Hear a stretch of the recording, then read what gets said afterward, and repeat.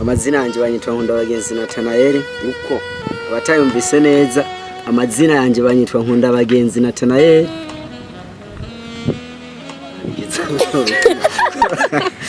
Ako manu yaretse kugira ukavuga amazina yawe ukavuga n'ibikugenza. Banyitwa Nkundabagenzi Nathanael, amazina yanjye nkaba ndi umukinyi wa film. Hano zirimo ndabibona zirimo. Aya filime ni Chumbati izo kabisa. Noneho ukanze ugiye kuri subscribe kanda subscribe bajya hepfo gato yajyona handitse utuntu uze gucukanda urayikinge guca Kirabo Jennifer TV. Ni filime dukina, ni filime gusa. Kirabo Jennifer. Rero ngiye kubabwira kano kantu gatoya icyatumye nza mu bintu byo gukina filime, ibintu byo gukina comedy.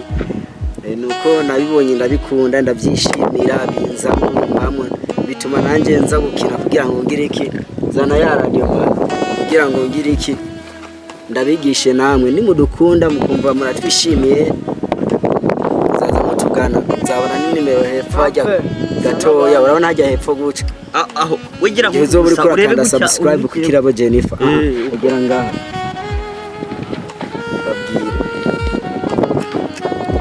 Halo.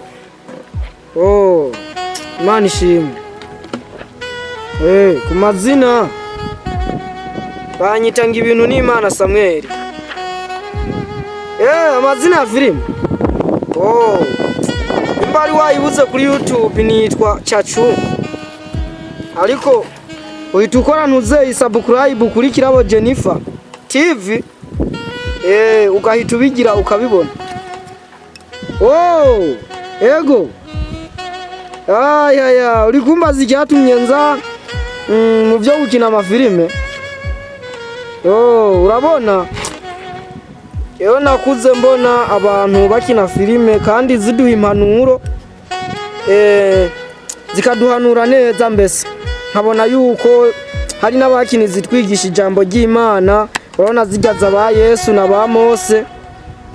N'aba Samusoni zose urabona ziratwigisha mu mwanya ro batagihari. Nabonye abantu benshi tutacyumva Bibiliya, ndavuga ati reka tuzaze tunyuza kuri Kirabo Jennifer ubutumwa bwiza bw'Imana.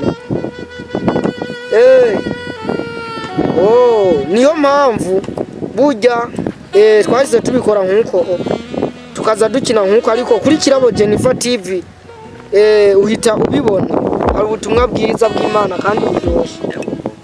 Kuyo habuze urananditse. Sawa musigara amahoro. Imana ibari.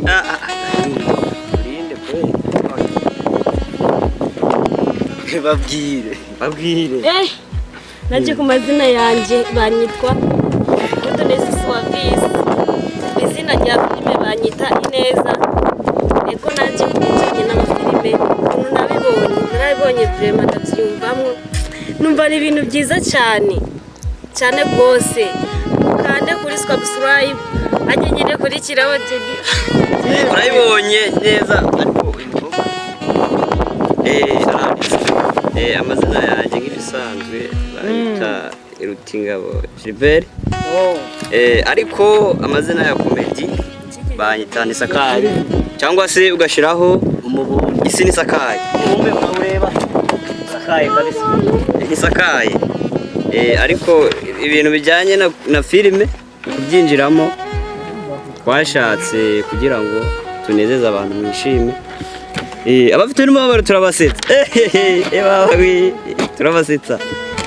Kanda subscribe, dusharinge. Urabonaho Kirabo Jennifer, ariko nyine urumva nawe komeze mutu likinga uzabona n'ibindi byinshi birenze biruta n'ibyo. Asobanura ndagaza. Hama ku mazina yanjye banyita Esther ya filime kuyo sanzwe nitwa Nubu niyo Shanice. Mbanje kubasuhuza amahoro y'Imana abane namwe. Amina. Kirabika. Hama kubijanye no gukina filime nabirebye cyane byagiye bimpimanuro. Mpitamo kuza kubikina kugira nanjye mpimpanuro abandi ndabakunda. Kabisa. Dukunda we. Umva ko kantu barabyumva. Ariko barareba zino filime. Namwe ariko mazina yanjye banyita Niyomwungere Samuel, Koya Comedy banyita Mashengero. Kugira ngo nze gukina zino filime abariko barabaza zino filime, kugira nje mubone, kugira tunezeze abandi ababireba abahora bakina, ko natwe byaratunezeza bikaduha n'impanuro.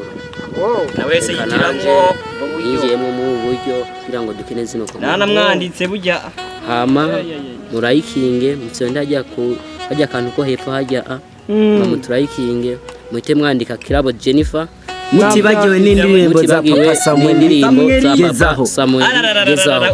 Urakoze. mise ndababona we dore ngaba Kisemba ngaba Haleluya. nani awezaye kupinga, hakuna Mungu mwenye nguvu, Mungu mwenye nguvu, wasahiri